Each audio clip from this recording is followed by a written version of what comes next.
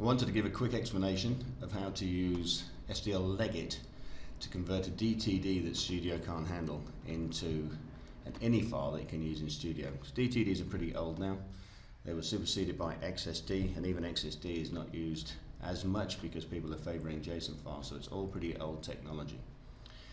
But what you can do is you can fire up Legit, which looks like this. It's a free application on the OpenExchange, and at its core it has the old Trados workbench and TagEditor settings files and its capability. So what you can do is click on this INI files when you started it up in here, and this brings up the old tag settings manager, and all you would do is just click on new, then next, and give it a name.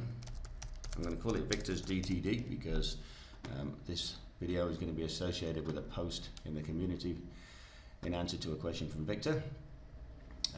I don't know what his file type is intended to be, so I'm just going to call it XML, but you'd select the one that it was. You click on OK, and then import, and you can import to DTD. And this is old technology, so it recognizes the old DTD no problem. So this is the one that Studio doesn't like, this one here, and if I just click on open, you can see that this handles it absolutely no problem at all. The file comes straight into the old TagEditor settings. You just click on OK, changes are there. You can go through and you can make any additional changes you might want to make if you really want to, and then you just finish. And you give it a name. I'll call it Victor's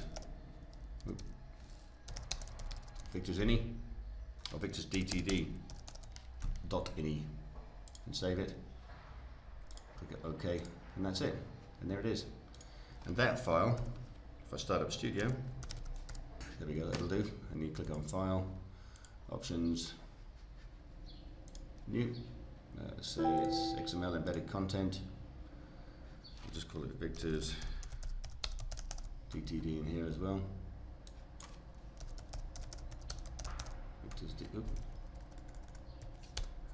DTD there.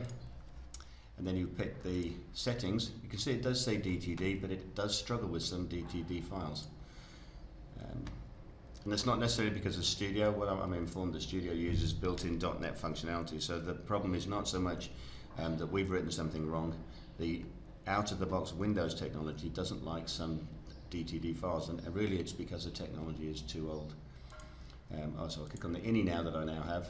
Well, I'll show you what happens actually. If I click on the original DTD and click on next, it doesn't like it. It says it's not a valid format. But if I click on Victor's INI file, click on next, the rules are straight in.